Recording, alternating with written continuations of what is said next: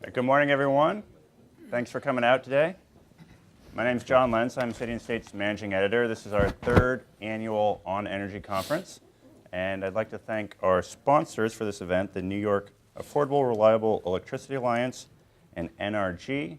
And to start it off, we have introductory remarks by Richard Thomas, the director of New York AREA. Good morning, everybody. Thank you for getting up so early and coming down and enjoy this very important discussion. We're proud to be sponsors of the third annual On Energy Forum. The New York the New York Affordable Reliable Electricity Alliance is a diverse and growing coalition of New York's leading organizations, labor, unions, independent energy experts, community, and environmental leaders. We are united in our unapologetic support for policies that will supply New York with affordable, reliable electric power to fuel our economy and sustain New York as a world-class place for people to live and do business. We are proud of our role and reputation as thought leaders in energy and are proud sponsors of this prestigious event. At your table are some of our handouts, which include a summary of many of the policy documents and opinion pieces New York AREA recently published. For example, while the 2003 blackout is behind us, 10 tenuous and unacceptable challenges remain. Our issue brief, co-authored by our chairman, Jerry Kremer, who you will hear from later today, offers 10 sensible solutions to meet New York's many electrical challenges. In closing, we'd like to take a brief moment to highlight and congratulate the Bloomberg administration for their independent and impactful leadership on energy issues.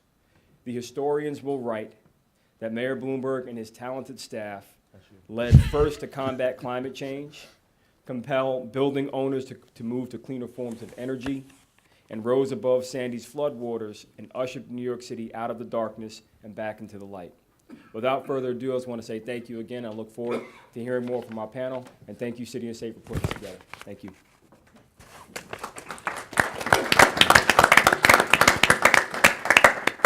Thank you, Rich. And this morning we're going to be discussing energy reliability in New York. It's about 11 months after Superstorm Sandy, which hammered the city and the region, left 2 million people without power, billions of dollars worth of damage. One key issue we'll be talking about this morning is resiliency as part of this broader discussion of reliability. But there are other issues here as well: the aging transmission grid, regulatory issues, push for renewables. So I'll briefly introduce our panelists, and we'll go into questions. On the far end is Kathryn Garcia, Chief Operating Officer of New York City Department of Environmental Protection. To her right is Jerry Kremer, the Chairman of the New York Affordable Reliable New York AREA, let's call it. Right. To his right, Ray Long, Vice President of Government Affairs at NRG. To his right, Senator Kevin Parker, Ranking Member of the Senate Energy Committee. And to his right, Michael Delaney. He's the Director of Energy Regulatory Affairs for New York City's Office of Long-Term Planning and Sustainability. He's not on your program, he was a late addition, but he's had 10 years of experience, or a little more, I think, in the Bloomberg administration, so we're glad to have you joining us. Thank you. And Michael, I'd like to start off with you talking about Superstorm Sandy. What have we done in those 11 months, and are we prepared for a similar storm? Well, thank you, John, and thank you, Richard, for the kind words about the Bloomberg administration, which it won't surprise you to learn I consider well-deserved. But I think there has been a vision under this mayor, and one that I suspect, based on the statements that the candidates for mayor starting next year have made, a vision that's been shared, an interest in sustainability, a recognition that we have to have long-term plans to address not only present issues, but long-term future issues. And Sandy, I think, particularly in the wake of Irene the previous year, even though Irene was primarily a devastating event upstate because of precipitation, but I think the succession of those two events really raised consciousness for all of us in terms of external threats to the system that, by their nature, cannot be forecast or anticipated, at least with any long-range certainty, but that we know are on the horizon sooner or later. And I think there's been probably a heightened focus across the entire city, led by the mayor, in terms of saying, what are we going to do to deal with these events that may be upon us? We don't know when. And we went a long time, I was talking to Kathryn before we started, we went a long time between really significant hurricanes in New York. Hurricane Gloria, which many of you remember, was 1985 and was primarily a Long Island event, even though it had some devastating effects in the city. And Con Edison at one point said that their standard, the highest flood surge that the city had encountered, was in Hurricane Donna. Well, Donna, ladies and gentlemen, was 1960. So we went a long time between events of the magnitude of Sandy. So now I think there's been a recognition that we really have to recognize the change paradigm. The Con Edison system is famously reliable, often recognized as the most reliable system in North America, in large part because of its vast areas of underground network system.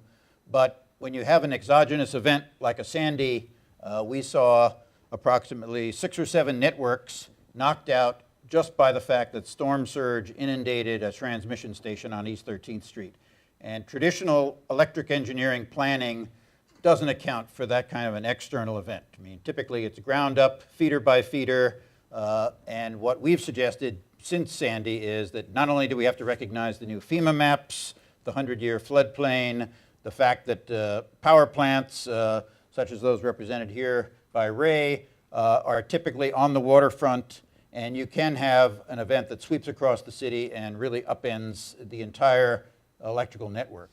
So what we've tried to do is to change the thought process, to change the paradigm, whether it's at the New York State Reliability Council or at the independent system operator, the grid operator, and working cooperatively with public service staff and with Con Edison, we've tried to suggest that we really need to have a new paradigm that will take into account all of these events that can occur.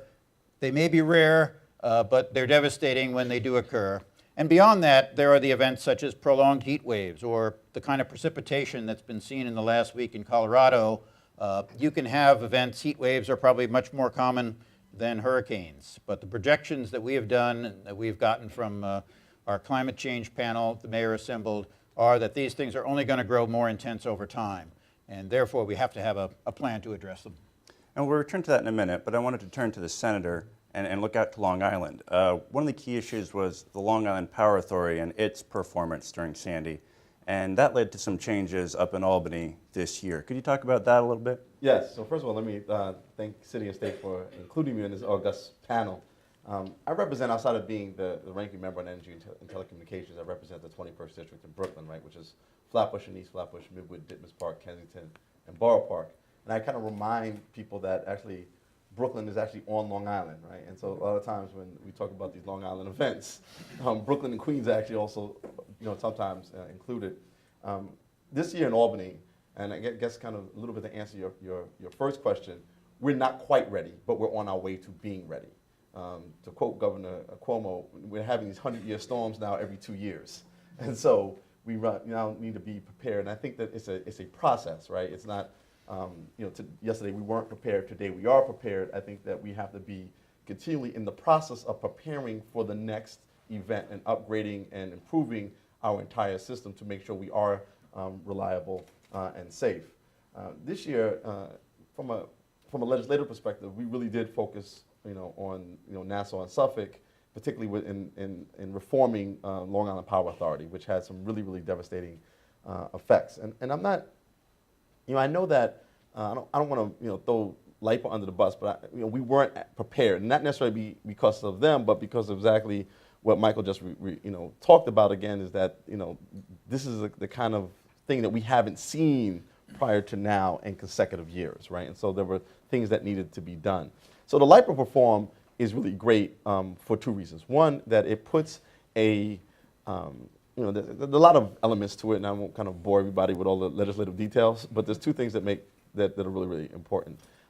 They reorganize LIPA in a way that puts customer reliability and price first. And part of anybody here who lives out in Nassau or Suffolk will tell you quickly is that the prices out there for energy are just really, really astronomical and not something that's sustainable either for consumers or for businesses.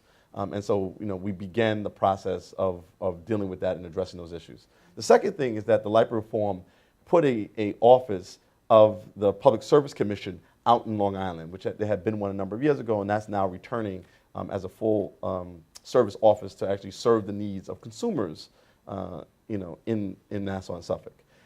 The second thing that we did is actually a reform of the PSC. And for a number of years, for a number of administrations, the PSC, frankly, was being understaffed. We're now staffing back up the Public Service Commission, and that's going to have a good effect on things like rate cases, but more importantly, on making sure that consumers, again, have access to the information and advocacy that they're supposed to have, both as it relates to rates and as it relates to reliability.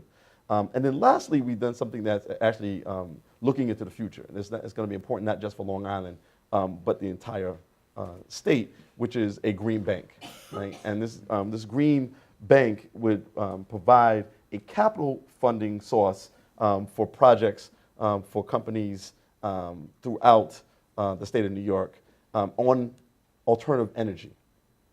We have to be thinking about energy two ways, not just as a commodity, but also as an industry. And so this is actually important because not only will it make New York competitive as it relates to providing more alternative energy and lowering our rates and having a cleaner environment, but more importantly, it will also actually create jobs and make New York State what it should be, which is a leader in the alternative energy industry, where we're now talking about how do we build the components of solar voltaic systems and tidal systems and wind systems. And so that green bank is going to be, although right now more aspirational than anything else, as we get it up and going and really start adding some teeth to it, will be, I think, the engine in driving us to the future of alternative energy in the state of New York. And Ray, turning to you, another big ongoing energy issue, an initiative of Andrew Cuomo, is the energy highway.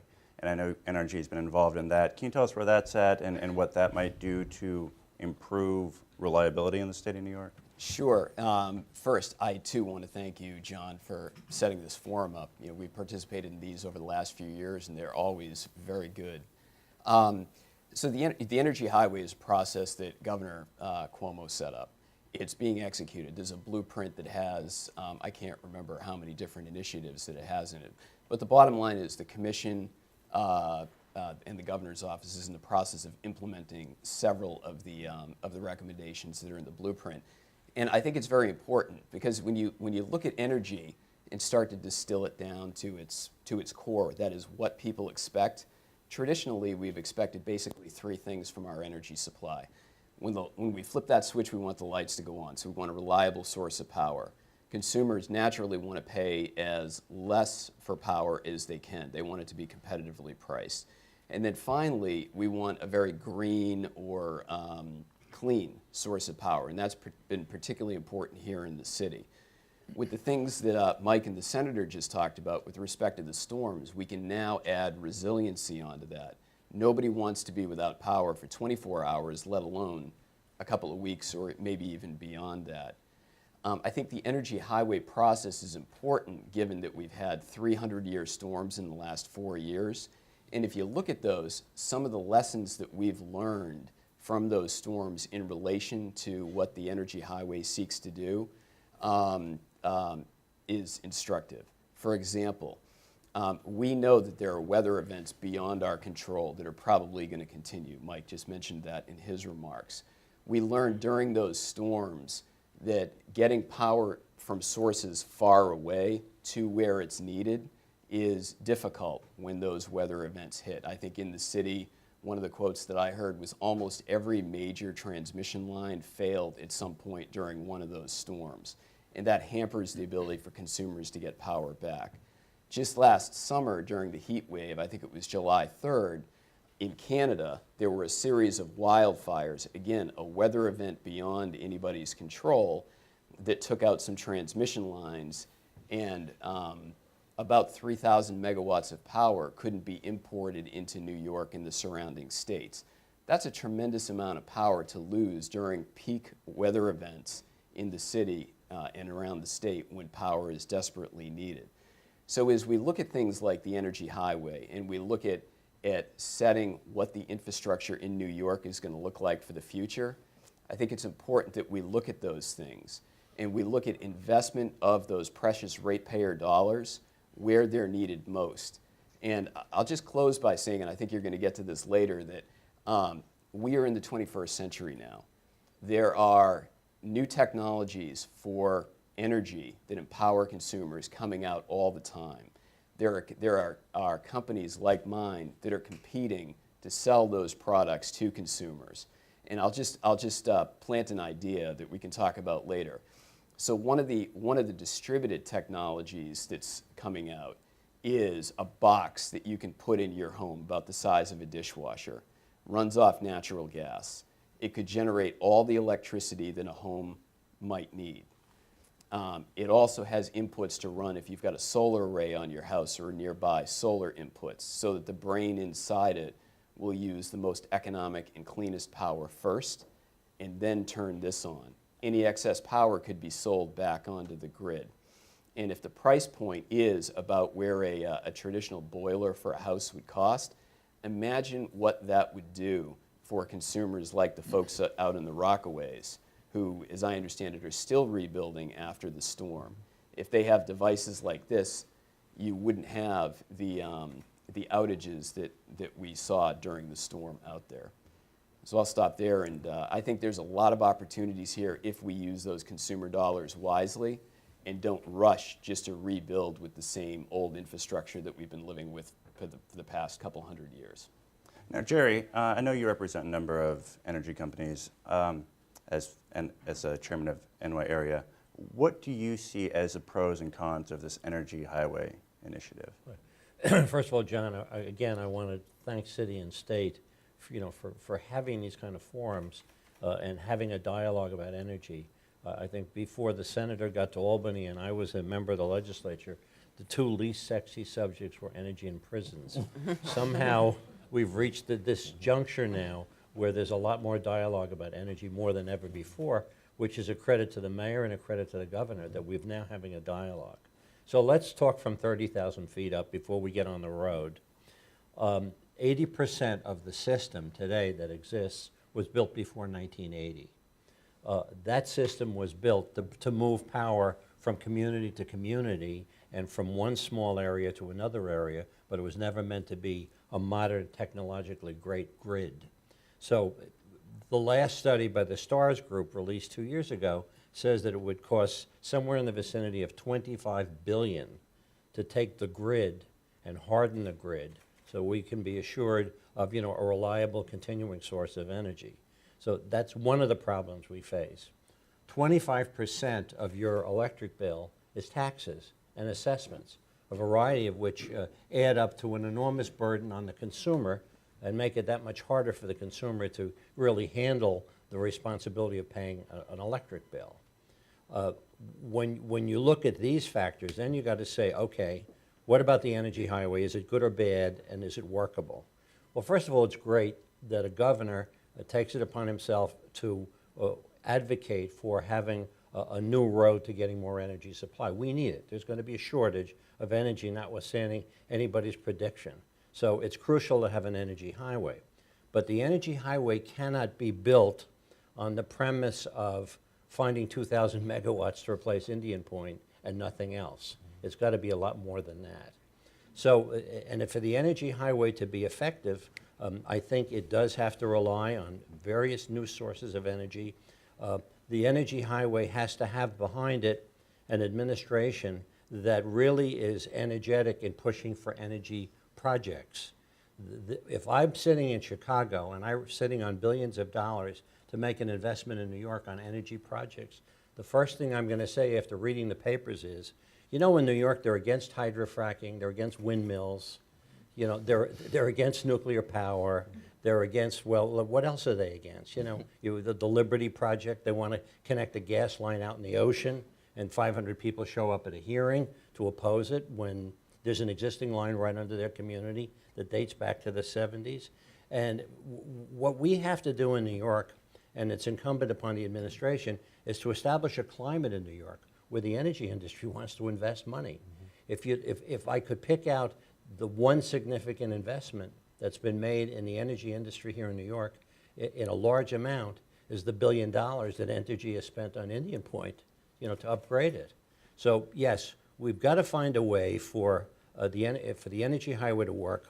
We've got to be more proactive on supporting energy projects. And that's where the legislature and the governor come into play, because they've got to be more playing offense as opposed to playing defense on energy projects. I think that's critical. I think in addition to that, we've got to go back and look at energy taxes, which I think are part of the problem. And third, the state, in order for the energy highway to work, I keep thinking of the Yogi Berra expression, when you come to a fork in the road, take it. And the answer is, we've reached the point now where we've got to go full speed ahead on the renewables, on wind and solar where it's practical, on keeping clean sources of power, and finding investors who want to come to New York. If we do that, we'll have a successful energy highway. Now, part of the conversation is conservation as well. And Kathryn, at DEP, that's one of the city's largest energy users. How are you trying to reduce energy usage or save money and cut greenhouse gases? All of the above. John, thank you for having me attend, and thank you to City and State. I come at it from a very different perspective. I'm the consumer. So all of the policy decisions that get made, at the end of the day, I need to implement. So we really are trying to move on a variety of different fronts.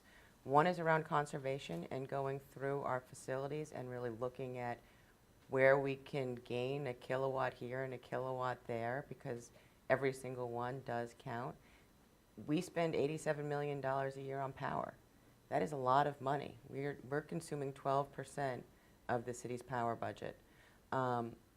So we are definitely focused on conservation, but we are also focused on doing upgrades and trying to bring that alternative energy into the city portfolio. So we are installing 2 megawatts of solar power at one of our facilities on Staten Island. We are about to put design documents on the street to do cogeneration at another facility.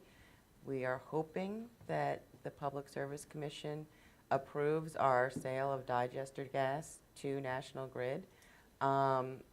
We are taking food waste to see if we can produce more digester gas, which is basically methane. So all of these different projects are part of our portfolio. We think that when you talk about Sandy and resiliency, if we had been able to be off the grid, in some cases we could have lasted longer. And we'd like to be off the grid in a way that's clean rather than using diesel. In addition, we are going through and looking, we obviously control an enormous amount of water that's at high elevations moving to lower elevations, and therefore has inherent power in it. So what hydro can we install? We do have several hydro facilities already. We are soon to be submitting new additional licensing to FERC for 16 megawatts at one of our reservoirs. And recently the City Council passed a bill that required us to go and look even further, sort of at the wastewater side. How much flow are you moving through a wastewater treatment plant, and is there a turbine out there that can be used to grab a few more megawatts? So we obviously are a very large consumer, but trying to do our part in terms of ensuring the resiliency and in some ways being a guinea pig of what are you going to do on big distributed alternative power possibilities. I'd like to return to the issue of Superstorm Sandy and open it up to the panel as a whole. Do you feel like we are better prepared in terms of our energy infrastructure than we were 11 months ago? Are there concrete things that have been done, and where does that money come from to do these things? Maybe I could respond to that first. I do think there's been a great deal of some pretty thorough analytics done by the city. Of course, in June of this year, we produced the resilience study that runs to some 400 pages and addresses a host of topics, but one of the principal ones obviously is energy. And what we tried to do in that study, which went on for a period of about 8 months or so, was to try to bring in the best information from climatological experts, from electrical system experts, in some cases from the Public Service Commission. You had input in the rate case. There was a reference made to the rate case. Con Edison now has pending before the Public Service Commission rate case applications for rates to be effective in 2014, and that's true for electric, gas, and steam. And that's been a forum, I think, also for the city and for many other parties to bring to bear some of their expertise. What are we going to do about hardening? How are we going to recognize the phenomenon that Ray mentioned? We have long-distance lines upon which we're dependent, many of them overhead lines. And there is a bit of an irony here in the sense that many of you may remember in 1977, due to some unusual simultaneous lightning strikes, the principal overhead lines to New York City were cut, resulting in the '77 blackout. And that led to what's called the local capacity requirement, in which approximately 80% of the city's generation assets have to be located in the city, in proximity to the load. And that's good, except that, as has been pointed out to us in the wake of Sandy, almost all those power plants are on the waterfront because of some historic accident of the fact that they were initially coal-fired and they were served by barges bringing the coal in. They're all on the waterfront. I think in the resiliency study we said 53% of the city's power plants are currently in the 100-year floodplain that FEMA established, essentially the 1% likelihood of a flood as we saw in Sandy. So now we're in a situation where you have risks both from transmission, as Ray pointed out, but also from localized dependence on what I called earlier this exogenous factor of a storm that inundates vast areas of the coastline. And we have been working most recently with the independent system operator to try to come up with some mechanisms to, since entities like Ray's are not regulated in the way Con Edison and National Grid are, they're subject to so-called lightened regulation, but essentially they're, ever since the divestiture in 1999, they've been independent operators, and they of course have a business judgment risk that they face in terms of inundation of their plants, but we're now urging some consideration of other mechanisms in terms of strengthening those plants that go beyond the regulation that Con Edison is subject to, which the Public Service Commission is now heavily involved in. Hey, John, I just want to build on what Mike was saying. So there's I think it's a process that's underway. And the issue that we're confronted with now as a state with those limited ratepayer dollars is that there's now a rush to get these things done that Mike talks about. And so all these other things that are going on at the state level now and at the city, things, we use terms like microgrid, distributed technologies, and things like that. And they're still sort of up in the ether. And even though there are processes like the Energy Highway, the governor's energy czar, Richard Kaufman, is overseeing the Green Bank, among other things. Even though those are in the mix, the money is being spent now. You've got rate cases before the commission that are pending. And again, we need to think about this in terms of ratepayer appetite for how much money is going to be spent. I think to a certain extent, we need to sit back and take a breath for a minute and say, if we spend this money now on X, and let's say it's transmission line upgrades, long distance transmission, and that sort of thing, you're essentially making a ratepayer investment for the next probably 30, 40, 50 years. Or we can sit back and say, all right, if we're going to do this in light of everything that this panel just talked about, these storms that are coming, et cetera, and say, we are going to take that money and we're going to look at deploying the money on things like distributed technologies, setting up targeted microgrids in areas that are potentially going to be exposed during storms, taking the power plants that we've got in the state that are closing and where it's strategic, repowering them. We're going to do a few things. We're going to spend that money more wisely. We're going to empower our consumers, and we're going to take a step towards taking our infrastructure and putting that in the 21st century. And just let me add one other thing there. We do talk about this in terms of investments that are being made for ratepayers. The thing that shouldn't be lost on us is, and somebody mentioned before, I think it was you, Senator, that energy in this state, whether it's a utility, an IPP, or other investors, is really an industry. These things provide jobs, they provide property taxes, they provide a lot of economic benefits to New York. In Western New York, you've got a situation where because of low gas prices, older power plants are being displaced, they're closing down. That's having direct impact on ratepayers, where some of those plants have closed or are closing. The power from NYPA's hydro facilities, which is among the cheapest in the state, can't get to market now because of the congestion on the system. That's adding up to hundreds of millions of dollars, according to the New York ISO, in direct impact to consumers. We need to reinvest in those targeted central station power plants around the state where it makes sense to keep that power flowing and achieve those other goals that we just talked about. Let me talk about good policy, bad policy. Good policy, Con Ed's going to spend $370 million to harden the system. Eventually, it's going to cost a lot more than $370 million to make that system reliable on a go post-Sandy, retrospect. Bad policy, the administration is pushing the Public Service Commission to do an $811 million, pushing Con Ed to an $811 million, in effect, changes what they say to the system, which have less to do with hardening the grid.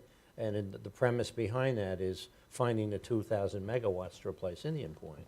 But the answer is there's got to be coordination between all the utility companies in the state, working with the ISO, working with the administration, to have more long-range planning on hardening the system. It's as simple as that. We're really not talking about, yes, it's a burden on the ratepayers, but in the end, it guarantees them a reliable system on a go-forward basis 10, 20 years from now. Well, turning back to LIPA, I think not long ago one of the major rating agencies lowered the grade on its debt and pointed to the increased regulation as one of the issues. More broadly in the state, is there too much regulation? Is that a challenge to deal with these problems? I don't see how you're going to, let's start out with what the Public Service Commission used to be, okay? In the 60s, 70s, and 80s, when you went to a Public Service Commission, they used to say, those are the 3 commissioners who vote yes for all the raises, and those are the 2 commissioners who occasionally vote no, and that's the Public Service Commission. So that, if you went there to contest anything, you'd find out that don't expect any dramatic results. So now you have a Public Service Commission where the legislature has intervened, giving them more staff, putting the burden on them to do the job that they're supposed to do. I don't think anybody's calling for heightened regulation. I think they're calling for filling the vacuum of non-regulation over the years. I think that's the contrast. So I don't think we face the prospect of over-regulation. I think we're talking about filling a void that hasn't been filled in years. And I also think that this is not so much a matter of regulation as it is about planning, right? And a lot of, because these assets are very large assets, very expensive assets, it takes a long time to get them up and going, a long time to get the funds, capitalized and those kind of things. And so we really have to look at this in long cycles, just like Ray is indicating. When you start tying money up in certain projects, you're not talking about a term or two. You're talking about generations, and so we really need to do I think a better job at planning these things into the future and having everybody at the table to help do this planning. And I think in part what we're finding with the PSC is that the PSC wasn't really staffed in a way that actually gave us the best information so that we can actually do this planning on a go-forward basis. And I just want to jump in here because I take it from a slightly different point of view of looking at implementing what is the policies of the elected officials. And one of the things that we often find is as you're going to anything that's going to create emissions, there's a lack of ease in the permitting process for those, between the state and federal regulations. And so that continues to be something that slows down our projects and getting them done. Well, 2 years ago, if I can jump in, just to the defense of the state legislature. That wasn't actually against the state legislature. but particularly, under the leadership of the governor and the chairman of the Senate Energy Committee, George Maziar, we actually did go to a Article 10 2 years ago, which actually creates a fast-track process for power plants. We still actually need to upgrade Article 7 around transmission lines that I think needs to be done as well. But I think that we have a better process now than CEQA that we have been using, really like about almost 10 years. We had a CEQA process that did not have a fast-track process and intervening funds and ways for communities to be engaged in the process. So I think that that's better. I think the other problem that we have, and I think this is something that we have to again think through in the planning process, is that currently our model for alternative energy in the state of New York is a retail model. It is a solar panel by solar panel, house by house model, right? And I added to that with the Green Jobs, right, project, where we're doing a million houses, retrofitting them over the next 5 years. But we really need to be having some conversations with those who are building power plants about doing mass alternative energy, right? So the next plant, instead of being a coal burning plant, really ought to be a solar plant, right? Or the adjustable gas plant, right? And figuring those things out so that we're doing wholesale as opposed to retail solar. Now that doesn't solve the problem of getting certain entities off of the grid, but then I think that's again we ought to look and figure out what institutions does it make sense to have off of the grid, right? And what areas maybe to have a little bit off of the grid, right? But then we ought to be doing a lot better at having a process that creates wholesale alternative energy in the state. Yeah, if I could just pick up on that, the point the senator made, I think New York has been a leader in terms of what they call main tier, that is to say large-scale renewables. But the reality is, because of the central procurement model that's been employed in the state, and because for very understandable reasons, it's the low bid that wins these contracts with NYSERDA, what you've had is a vast profusion of wind farms in northern New York State, in western New York State, but because of the very highway issues that Ray talked about, that renewable power typically cannot reach the city. There are east-west constraints on the transmission system that the governor's trying to address, and there are also north-south constraints. So this has been a chronic issue for the city, just what the senator referred to, that we have historically been underserved by renewables. And we're the principal, I guess, mass step that we're taking now to try to address that is what's going to be a protracted process, but we think an important process at the Department of Interior. In 2011, NYPA, acting on the Power Authority, acting on behalf of LIPA and Con Edison and with the cooperation of the city, applied to the Federal Department of Interior for a lease of offshore lands in federal waters. In this case, you don't have a viewshed issue, which you may remember Florida Power ran into on the south shore of Long Island when it was going to be in state waters and close to shore. These are wind farms that would be located some 15 miles out to sea between the shipping channels in lower New York Harbor and so on. And the projection is there could be as much as 700 megawatts of wind power, and wind power that's actually has a much higher capacity factor than the upstate wind farms do because of the fact that the marine flow on these turbines is much higher. And then there's actually a daily onshore flow that to some extent corresponds with the peak need on the system in the late afternoon. So we're hopeful. It's going to be, as I said, a protracted process because the Department of Interior has about a 3-year process just to get to an award. You then have the RFP process, and you then have the building. So, I mean, even the promoters say that we're several years away from this at best. But it does address the senator's point about scale, that you could have scalable, renewable resources no more than 15 or 20 miles from the battery and able to feed into LIPA, able to feed into the city. So we're hopeful about that. It is, by its nature, a long-range plan, but I think it would address the point that you made. Now, this energy highway that the governor's doing, it will also be a protracted process, 5 to 10 years, to try to bring, I think, 3,200 megawatts of generation and transmission. What I'm curious about is how that would actually be paid for, and what about this initiative could bring that together to have the funding that the private market just isn't doing on its own? I have a bill that would actually have AREA pay for it.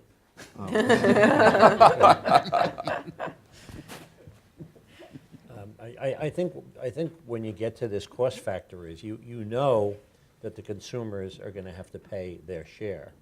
But in order to get people to come in here who have money to invest, there's got to be incentives that are given to them to want to come here.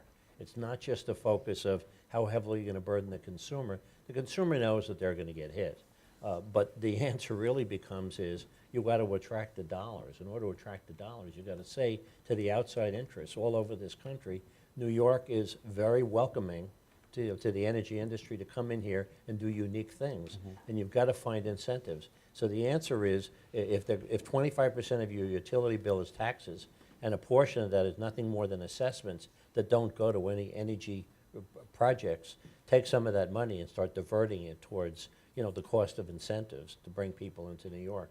But the government has to be willing to meet the energy industry halfway to get the dollars brought here. So a lot of these projects that Mike and the others are referring to would be a reality. The interesting thing about the RFPs that have been submitted by the state and the ones that are contemplated in the blueprint for the energy highway is that in order to incentivize private sector investment, the way the contract structure would be set up is that companies who are awarded a contract, the contract would be for essentially and it's structured differently, either the capacity or the energy that would be produced by the facilities that are done. So, and then those companies that are awarded would go out and would seek their own financing for the projects. So what essentially the consumers are paying for at the end of the day are the products that come out of the facilities, the energy and the capacity that would come out of it. So it's not like consumers are on the hook ultimately to pay for the capital costs of these facilities, which of course is the old utility model pre-restructuring 1999, when the costs of infrastructure was socialized through every consumer. They would only essentially be paying for the products for a fixed period of time that these new power plants or whatever it is are built. That I think is a model that's worked. If you look across New England, if you look in PJM, if you look in California, et cetera, that type of a structure where private sector entities have some sort of a contract for a fixed period of time, that's what's been getting these plants built. I mean, just in Connecticut, it's worked here in New York several times, New Jersey, et cetera. But interestingly enough, from the state level, if we in fact are, and just to get away, depending on what we're doing in terms of this energy highway, right? Because the energy highway, again, is a number of projects. It's not a project, right? And so to the degree that there is, in fact, some alternative energy pieces in there, there's actually money that's being unused right now. I shouldn't say this, right? Unused right now in NYSERDA, right? In terms of the money that we've gotten from the carbon credits, right? And so to the degree that we can come up with some exciting things, Ms. Garcia, to actually fund with that. We submitted a NYSERDA grant yesterday. Yeah, right. So we should be encouraging a lot of that, because this is a place actually that the state is prepared to fund, because we've been working on this issue. Let me mention something about NYSERDA. It's fascinating. I was on a panel up in Rockland County 2 months ago where people were complaining in the audience, energy panel, about the NYSERDA assessment on their local utility company. Long Island, for instance, doesn't have access to NYSERDA funds. This whole idea is one of the things to make NYSERDA more effective is they've got to find ways for it to become a statewide entity, if you will. And yes, the people on Long Island will have to pay for it on their utility bill. But the fact of the matter is NYSERDA is really on the cusp of so many fascinating projects, but they've got to be a statewide organization and not just confined to certain regions. They definitely have been a partner that we've gone to try and fund some of the more cutting edge, riskier projects where we think we want to be at the forefront of what's happening in the industry. And Kathryn, I think one issue you have to face sometimes is state regulations versus federal regulations. There's sort of a disconnect. So so this is not actually when you're powering up an energy plant, because we aren't permitted that way. We're permitted under different regulations. There sometimes can be conflict. One of the things that we used to be able to participate is peak load management. We have to, under our wastewater permits, have the power to run those facilities off the grid in case of blackout. And so they sit there, big capital assets most of the year, and never get used except for the hour every month where we have to test them. And they used to get put to use during primarily heat waves across the city and take some of that burden off of Con Ed. The regulations have evolved over time, and so at this point we can only do that at 2 facilities. And there are some there were some changes at the federal level recently that would have allowed us to use them more often that haven't been mirrored yet at the state level. So there still are constraints in that particular area Well, you for should us. get those to me right away. I'm sure that me and Senator Mayor would love to Fix make it. sure that happens. Yeah, absolutely. Okay, we will pass on the Government in comments. action. Well, Senator, I think one thing you're also looking at is net metering, and you have some legislation in the works. Yeah, well, I mean, this is one of the areas that myself and Senator Mayor have worked a great deal on. Assemblyman Kevin Cahill is actually also very involved in this. You know, it's part of the, again, because our current system for alternative energy is so retail, you have to this is the way that you actually create a incentive for individuals to, in fact, be engaged in alternative energy, which is an ability for them to sell their energy back to the grid, which is essentially what net metering is. And so we have a number of bills, and kind of we're trying to go through and eventually get as many categories in as possible. We recently, in this past legislative sessions, made small farms available to get net metering across the state, and that's been important because, you know, we don't think about farms as businesses, but they are. They're small businesses, and to the degree that we can help small businesses across the state, whether in agriculture or other industries, you know, those things become important. Yeah, that is a topic that the city has taken an interest in as well. We had a bill in this last session which did not advance, but it's become, I believe you call it a 2-year bill. It goes into 2014.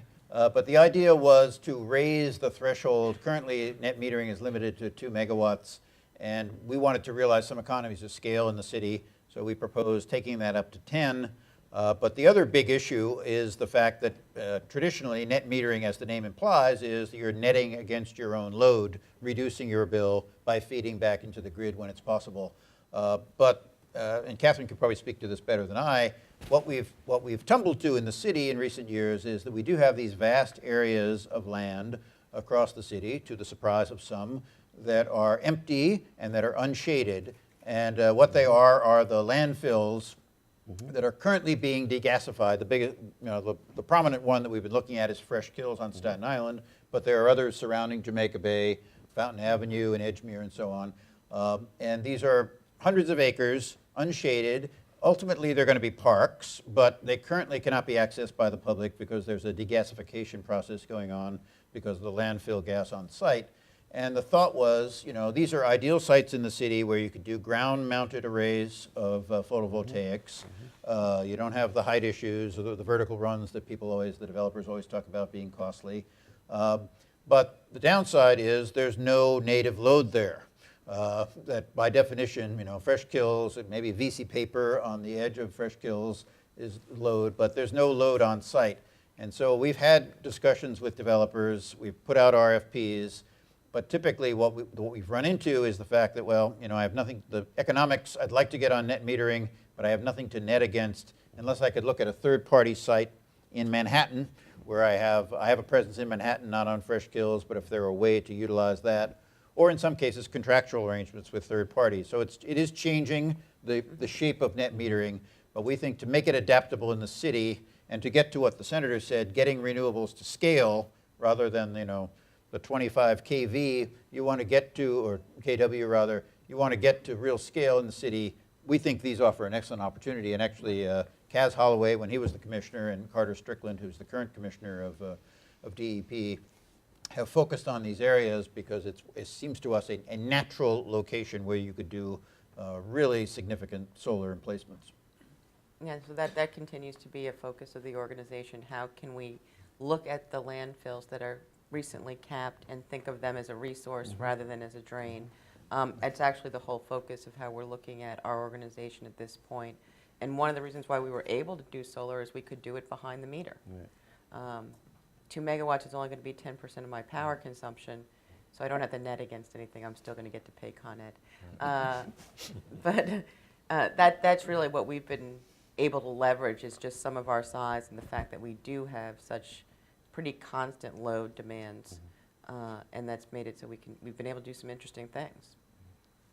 Now, there was an interesting New York Times story a year ago looking at net metering. It looked at California, and it made the case that maybe it was going too far. You're taking all these paying customers sort of off the grid by distributing it out.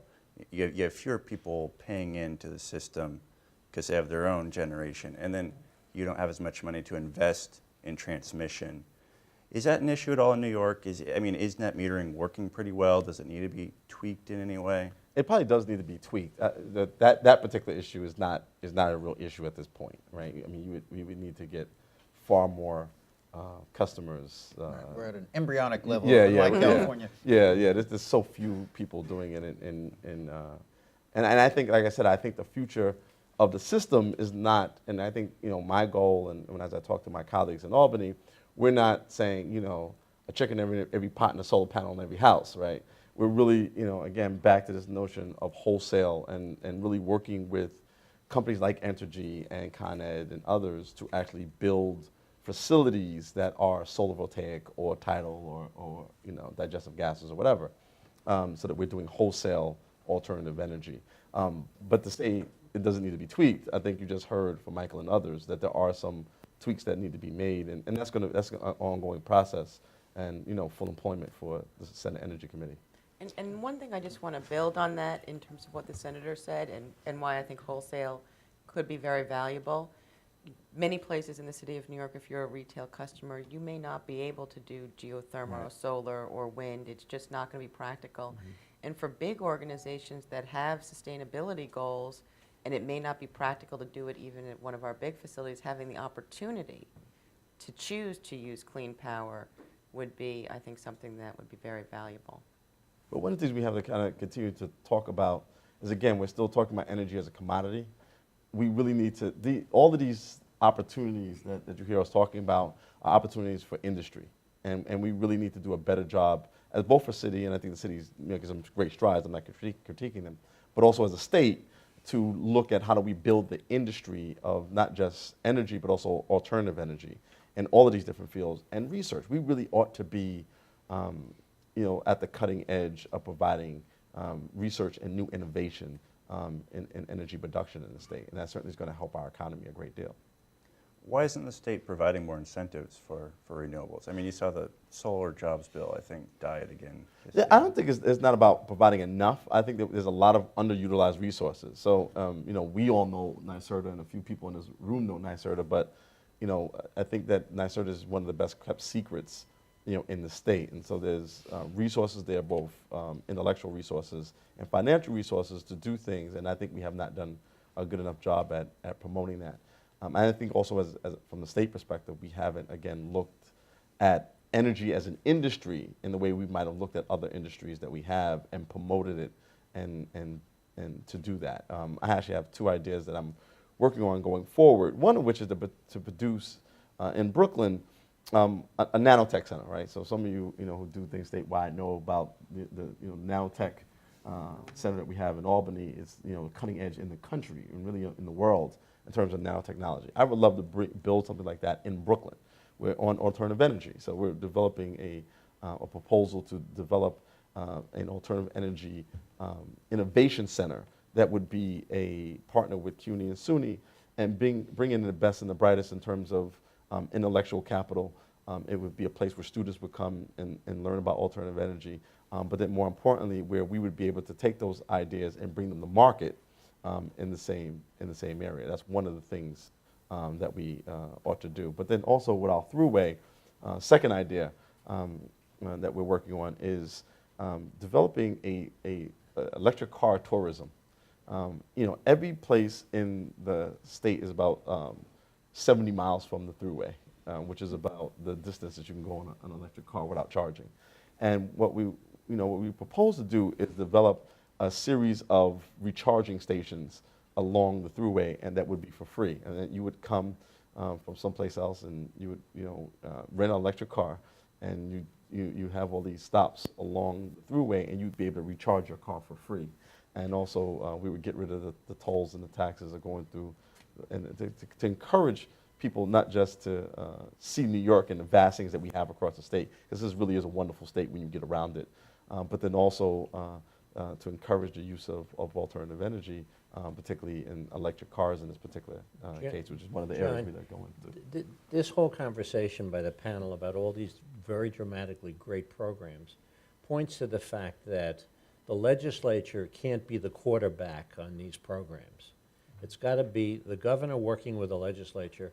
I mean, the governor has a variety of legislative priorities, campaign finance reform, all these different things. But you really need a quarterback to basically say, I'm going to put the full energy of my office behind 2 or 3 initiatives, whatever they may be, and a lot of great ones were discussed this morning, and push forward on that. I realize that there are other issues that are much more sexy when it comes to getting the New York Post and the Daily News to write an editorial. But this is really a time when we're getting so close to being able to get some dramatic things done that what it really needs is for this also to become an administration priority, to working with the legislature to push some of these initiatives much faster. In short, he shouldn't have to wait, Senator shouldn't have to wait 3 years or 5 years for a bill. I was involved with the original power plant siting bill and worked with Senator Maziarz and the senator on the new bill, but we shouldn't have to wait 7 years to get a siting bill done. So the other thing is we do have a new energy team in place. I think Ray mentioned the energy czar, Mr. Richard Kaufman. We have a new PSC chair, Audrey Zibelman, just took over earlier this month. We now have a new president of NYSERDA, Mr. Rhodes, and I think on the renewables front, or at least on the, you spoke of the legislative side of the House, on the regulatory side, this is the time when this new team is going to be overseeing a complete reevaluation of the renewables program. As some of you are aware, just in the last couple of weeks, NYSERDA has filed for what used to be called the mid-course review of the RPS, the Renewables Portfolio Program, but really reevaluating the whole thing, both the customer-sided tier, the behind-the-meter, and the main tier, the large-scale wind turbines and the like. So that's going to play out. I think there's a comment period into late October for any of you who are interested, but they filed just reams of data in the last couple of weeks, and we now have a new evaluation team on the regulatory side that hopefully will be pushing the gubernatorial agenda as Jerry suggests. John, I think the good thing about what you're hearing here is all these things are underway. There is, in the governor's office, the administration, there is that push to try to launch this stuff that we're talking about forward. But while this paradigm shift is taking place, the thing that concerns me is, you do have large buckets of money, as we talked earlier, being spent now by the Public Service Commission, just in the due course. That's the process that's always been there. I think that the promise of where we're ultimately going to get to, you mentioned the California issue before about distributed technologies, perhaps preempting future grid development. I think that's smoke and mirrors at this point in the discussion, both in California and elsewhere. I don't foresee a time when we're going to completely get rid of the grid. It's just not going to happen. As these other technologies that we talked about come to the forefront and are actually implemented and purchased by consumers, whether it's the box that I mentioned earlier, whether it's a combined heat and power unit for a neighborhood or a group of businesses, you're always going to want to have that ability to connect with the grid for reliability purposes, to sell your extra power to market. It gives you more opportunity. So I sort of cringe when I hear that, and I think that does nothing at this point but sort of slow the debate down. I think ultimately where we're going to get to is look at what consumers have available today. You can go and you can call a retail supplier now and you can get one of these Nest thermostats that go in your house. It's a learning thermostat. It learns your particular habits throughout the day, and it eventually makes corrections on its own. You can access it from your smartphone and stuff like that, and change the, let's say during the summer you're not going to be home until late, you can change it so that the air conditioning comes on later and you save money that way. That's not going to be for everybody, but that's the kind of thing at sort of that consumer level that's coming. Distributed technologies are right behind it. More solar development, both at the neighborhood level, the individual consumer level, and then at that macro level that we talked about before is coming as well. I just caution to say we need to be spending that money now wisely. I can't implore enough getting the sort of Kaufman level discussions that Jerry mentioned before. connected with the Public Service Commission more, so you have that overall vision for where the state is going to go being implemented in real time as this money is spent. The only thing I want to add to that, because basically my day-to-day world is running a water utility, so there is both the immediate need and the long-run need. And so I do, when you sort of say, let's hold back and wait for more planning, there's some things that they know that they can do right now. Just as coming out of Sandy, there were some things that were just, we need to put up bigger walls around what could get hurt by storm surge that you never anticipated at 137th Street in the Hudson River. Rockaway we anticipated. Right. We did not anticipate having flooding at North River, considering it's completely enclosed. Water finds a way. And that substation was incredibly vulnerable, which we did not know. And they came within a foot of taking down Upper Manhattan at our facility, because we were calling and saying, you're going to have to power us down. And so I think that there are some things that you need to do right now, because the storms aren't going to wait for us to figure it all out. And we need to be better protected and better prepared. Given that, do I think we need to do things for the long run that are dynamic and interesting and really think through how we want to take on power in the 21st century? Absolutely. But I do want to see some things happen now with Con Ed as the consumer, to make sure that I end up with reliable power in these scenarios. So All right, now, that is it a is good a point. balance. Excuse me, the rate case that I spoke of is only a one-year rate case. It was litigated, it wasn't the subject of a settlement, and by commission practice, that means there's only going to be, we expect, a one-year rate determination, that is calendar 2014. So Kathryn's right. Con Ed, to its credit, is doing a lot of this, strengthening, raising key elements at substations, heightening walls at various substations and the like. But the investments, at least in the rate case, are only going to be in 2014. Now, they may have long-term effects, obviously, to the extent you're building things. They're going to have long service lives. But there is a short-term need that's going to be addressed, I think, by the PSC. And then, as Ray rightly says, you've also got the long range where you need to do some critical thinking about what are the best avenues to pursue. So we think we can do both. Well, how well is the governor doing? I mean, he's done a number of things. There's a siding law that was brought back. There's the Green Bank. There's the Energy Highway. Has really stalled on hydrofracking. But how would you assess the governor's performance? Senator? Nobody's Oh, going to Senator? that one. As long as no one tells the governor what I said.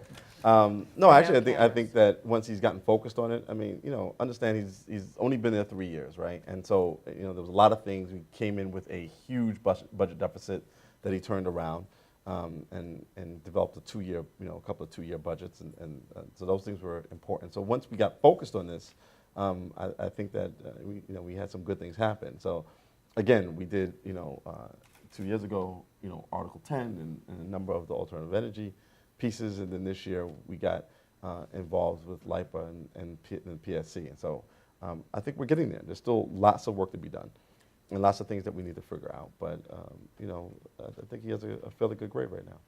I think the fact that we're here today having conversations about a whole variety of projects is a testament to the fact that the governor was wise in advancing the energy agenda for the first time, because there's no governor in recent memory who ever uttered the word energy and long-range planning. So the fact of the matter is we now are having a dialogue here and in a lot of other places here in New York about energy as an issue and how we advance it. Clearly, there are things where all administrations get derailed on side issues that may be popular with a small segment of the public. But I mean, spend more time, I think, on the things we've talked about today, which I give him credit for, and spend less time on trying to shut down Indian Point. And the people he hired, as Mike mentioned before, are outstanding. Audrey Ziebelman, a long-time energy person who now heads the Public Service Commission, understands all of the very technical and esoteric issues, energy issues that are coming before her, and Richard Kaufman. Great ideas that are now being implemented, and he's looking at the Green Bank. I'd like to open it up to the audience if anyone has any questions. the panelists? In the back? Senator, I think I know how you answer this, Jerry, as well, but let me put it out there. One of the great missed opportunities we have right now are with the wastewater treatment plants. And I know in New York City that you have done things there, and you do have a vision on it. But they are tremendous, they are voracious consumers of energy, but they also have the ability to be tremendous producers of energy. In using the digested gas and with cogen, and then add to that the sheer acreage that we have on Long Island with the parking lots. These sewage treatment plants are built in parks where you could have solar arrays, you could have solar parking lots there. There are many opportunities, small wind at the, we talk about the offshore wind, but the community would actually accept small wind at the sewage treatment plants. Add the cogen potential to the independent generating possibilities of renewable at the sewage treatment plants. You could, as they have in other parts of the country, California has done it with self-sufficient wastewater treatment plants. Even a small treatment plant like Gresham, Oregon, is on its way to self-sufficiency. This is where we need to make an investment right now, particularly while we are forced to reconstruct Bay Park out on the island right now. We have no choice but to do that. We may as well do it right. And I'd like your comments on that. I think it's an excellent idea. I think, you know, some of this has to do with the way that we operate, right? These wastewater treatment plants are actually run by the municipalities.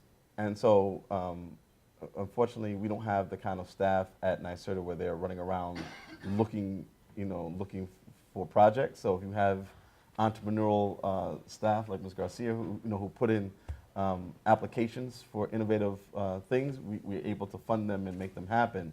And so this is really something that really needs to come both from the industry and from municipalities working to submit these things to NYSERDA. And I'm not here speaking for NYSERDA, but I just know that that's typically how some of these things run. But I'm certainly sure that both the state and particularly NYSERDA would be open to trying to help fund those kind of projects. Any other thoughts on that question? I mean, I think that within the industry as a whole, many of the associations in the wastewater field no longer are considering themselves to be sewage treatment plants. They view themselves as being resource recovery facilities. And so it's not only looking at the digester gas, but also at can you sell the phosphorus for fertilizer that you pull out of the process? What other chemicals can you take out of the process and then reuse? And getting to net zero is a goal of many facilities. It is very difficult. We're also much more space constrained than it sounds like Bay Park is. We have a park on top of us in one place. But it is definitely a goal of the industry. But it is challenging, and I'm sure that other wastewater utilities across the state are confronted by huge capital investments to move forward and meet their treatment obligations. Which will always be their first priority, will always be on the water side.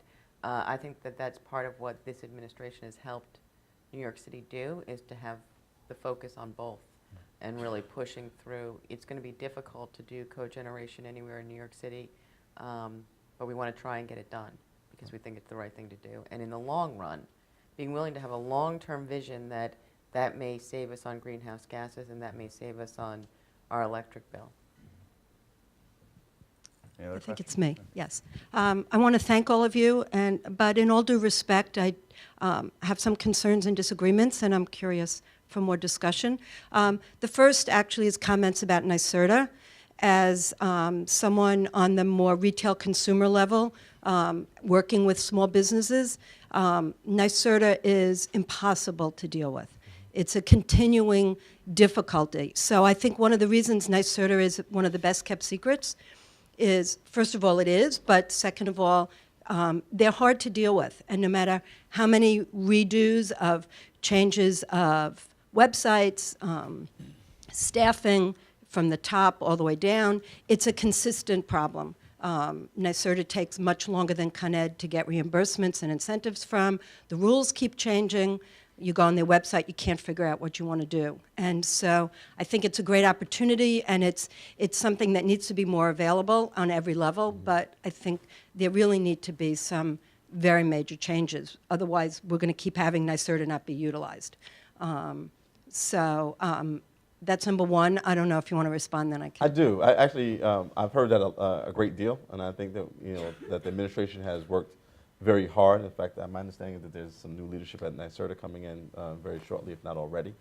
And so I would love to talk to you afterwards and hear some specific things and maybe get some ideas that I can take. I do want to say there are continual new leaderships, so I hope this will be different, but that is a story that that we've been hearing on the ground for years and years and years. And sometimes that doesn't necessarily get translated in the same way. And Right. so what I'm offering is for myself to be a conduit to hear some of those concerns and Sure. maybe figure Great. out how we, in fact, change those things together, because sometimes it takes a collaborative effort to get some of the things done. And we Wonderful. certainly want those resources to be used in the proper way, because it helps my constituencies and especially small businesses. Great. But I might say one hopeful note is something the senator alluded to, and that's the Green Bank. This is a gubernatorial commitment for $1 billion in financing assistance. And just recently, NYSERDA made an application to the Public Service Commission to allocate $165 million of that billion. And there's a public comment period that I think runs until October 28th or so. But the idea behind the Green Bank and the Kaufman vision, as I understand it, is to move away from some of the pond process, the current welter programs that they have, and have more market-based solutions in which the private sector maybe capital constrained, but if they have a loan guarantee, if they have credit assistance of some kind, they could proceed forward with projects. Because there was, the most recent NYSERDA filing referred to, among other program descriptions, it refers to exit strategies. Is there an opportunity to close out a program and to go to a different model? So that may be a hopeful note, I hope, for your vision of how the incentives can work. My one other comment and concern is the small bit of conversation about the concern in California about net metering going too far and that income loss to the utility. And respectfully, I want to suggest that I think from my perspective, it's a bigger issue from how I hear people talking about it than the way the panel acknowledged it, and that if more and more people aren't getting their electricity from the utility, and the utility still needs for emergency or other issues, just like we need for on-demand, we always need that peak point of electricity. The people using the utility are going to be paying more and more unless we really have more in-depth conversation about how we're going to change our funding stream, how utilities are going to survive and stay strong when so much else is going to be created in a different way and not even using those transmission lines. So I just want to suggest we need a more robust conversation than maybe we started to do here. I'm going to agree with the more robust conversation, but again, I'm going to reiterate my 2 points. One, as Michael indicated, we're at an embryonic stage as it relates to putting alternative energies on retail, on individual houses and businesses.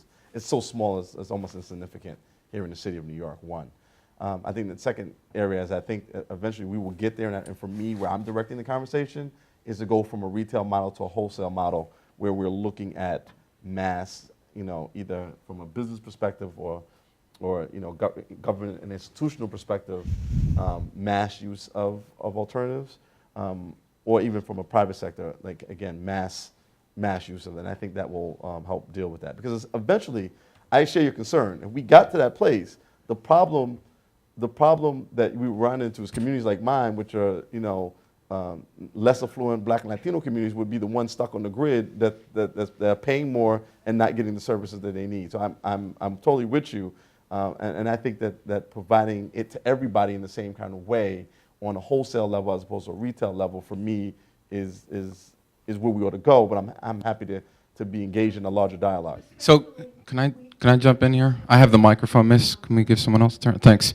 Thank you, Senator Parker. I actually live in your district in Brooklyn. Excellent. And I was one of the core volunteers of the Solarize Brooklyn campaign. I'm not sure if you're familiar with that, but Kensington, Windsor Terrace, Flatbush. We expected to get 100 signups, 100 people who were interested in putting solar on the roof. We actually got 400 people.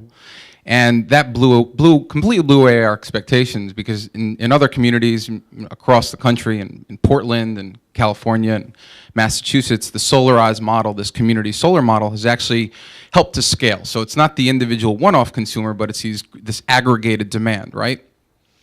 The challenge in New York City that you have is that from the time that you have a motivated individual to the time that you can actually get solar on your roof is about a year or more. And that is a huge problem. And you look at places around the world, and it's not just Massachusetts or California where you have these more advanced communities, but it's places like Germany, and what you have is transparency, longevity, and certainty of policy, and you do not have that currently in New York.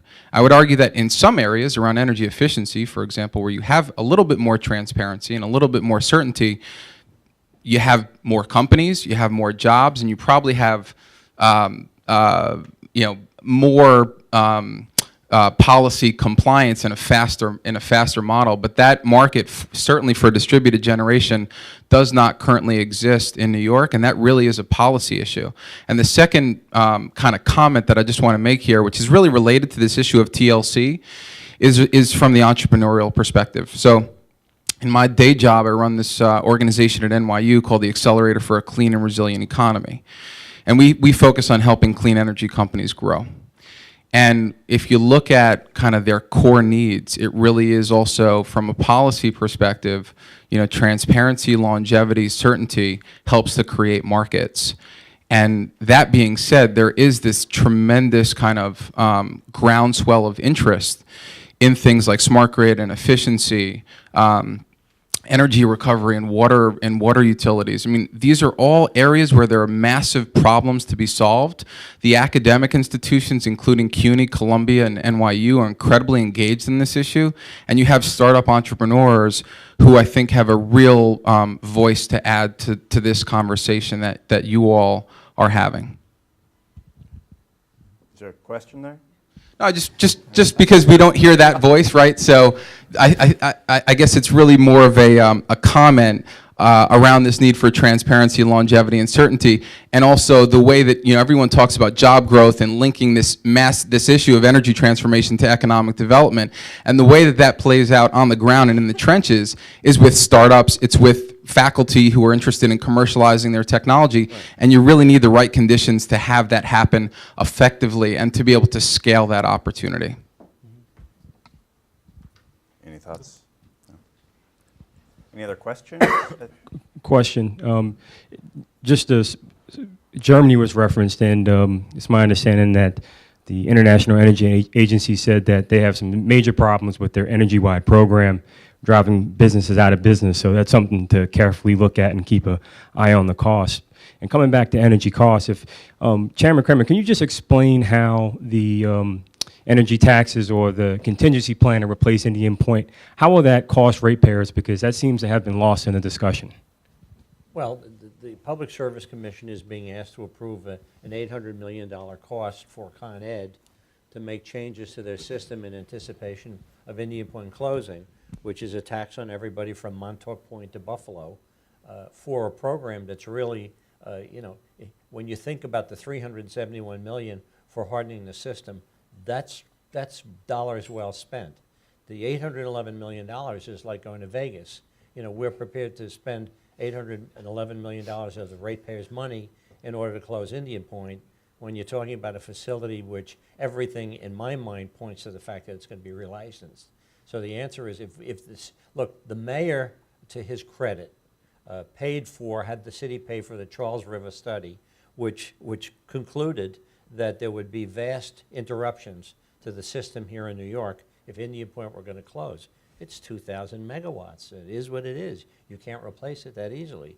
So the answer is the $811 million is a burden on all ratepayers, and candidly, there's just no rationale behind it. Yes, you want to prepare, but there are no tea leaves out there at the current time that say Indian Point's going to close and the NRC is moving in that direction.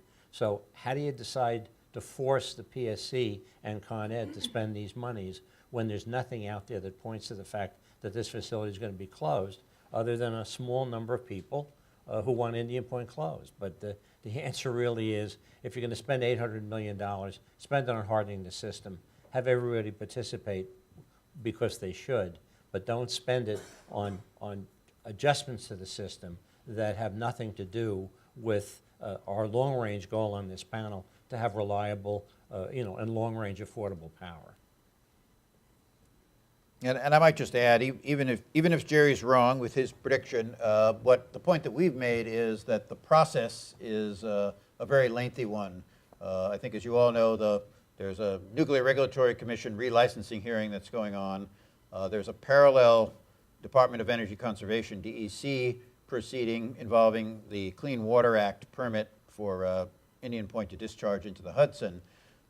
Both of those are being heavily litigated, and you may have seen these reports that technically the license for Indian Point 2 expires in a couple of days on September the 28th, and Indian Point 3 in 2015. But under the regs, under the federal regs, the plant stays open during this period as long as it's an open litigation. So you have a very protracted process on the federal side, an equally protracted process on the state DEC side, and we anticipate, as long as Entergy follows the posture that it's been pursuing, that it's going to fight this, that there will be appeals, probably both federal and state court appeals. So it is going to be a lengthy process. And as Jerry said, you do have to do prudent planning. It is a large amount of power, more than 2,000 megawatts produced by those plants. But we also have urged some caution in the sense that it's going to be a protracted process. It's not like something is happening on September the 28th or even December of 2015 when Indian Point 3's license expires. Any other questions? Over here. You read in the paper about New Jersey Transit working with the Department of Energy on a microgrid, okay? Now, is NYSERDA or New York doing anything to protect us? I mean, we don't know what the next attack, if it's a cyber attack, if it's a climate event, but something that we don't lose power. They're talking about for months. Is there any program like that going on? Well, I would say there are proposals on microgrids, and famously during Sandy, I think NYU was the leading example. NYU has a combined heat and power plant which serves about 30 buildings. It was just put in or repowered in 2011, and NYU was a beacon of light in Lower New York because they were self-sufficient. No, the hospital lost everything. Well, yes, NYU. Yeah, I'm talking about the campus in the village. Yes, the hospital row on the East River. Those were all inundated, but and they had backup power, but unfortunately it was in a basement location. This is one of the lessons we've learned about elevating the sources of internal power. Now, Con Ed rightly points out that it has the franchise for New York City and for Westchester. So there are limitations on how much of a microgrid you can develop impinging on a franchise. But what we've tried to do in the city is to work cooperatively with Con Ed to identify certain locations where there's enough critical mass of power and enough thermal load. For example, a hospital that's close to a NYCHA building, a housing authority building, and in that way make it a model for CHP emplacement. But I think it's going to be a long process. And you're right. I mean, there are franchises, there are vulnerabilities. Even the underground system, as we saw in Sandy, had vulnerability that we didn't expect when you get inundation. So I think the microgrid model is one that a lot of parties are now pursuing. So you're saying that we can't put a microgrid in New York? No. I'm saying there are certain regulations in terms of crossing streets. You're establishing a mini utility. It's fine if you're a unitary owner, such as NYU, you can cross streets and the like. But as it stands now, as I understand it, under the PSC regulations, if I want to develop power on my site and run it across the street to your site and across another street to a third party, that requires a PSC approval because you do have a franchise operator in the city of New York. So we can't hook up to Con Edison? Con Edison wouldn't give us the ability so we can stop a an outage or something like that? No, he's saying there's a process. No, I'm just saying there's a regulatory. So you could do anything with a government, but there's a process. You have to go through the proper process. I think we had one last question in the back. Speaking of processes, when you have New York Power Authority and the LIPA wind project in the shipping lanes, you have the conflict with Port Ambrose LNG terminal for the same area. So you have, and how do you processes being processed for the same area among the shipping lanes. Yeah, that is a genuine concern. This question relates to the issue of offshore wind. I mentioned the Department of Interior process for offshore wind emplacements. There is a proposed LNG reception point that I think, Jerry, you mentioned, the so-called Port Ambrose project, which would involve a submersible facility to receive liquefied natural gas by a company called Liberty. And actually, we filed comments to your very point just about a month ago with the Department of Interior as part of the EIS process to say, you know, there really should be a priority given to wind, to renewables here, and to recognize the potential for conflict, because as you say, it's an extremely crowded area where you've got inbound and outbound shipping and other uses, you know, marine uses, fishermen and the like. So there is a real issue of coordinating those projects and determining a hierarchy. And that concludes our panel. Let's give them a hand.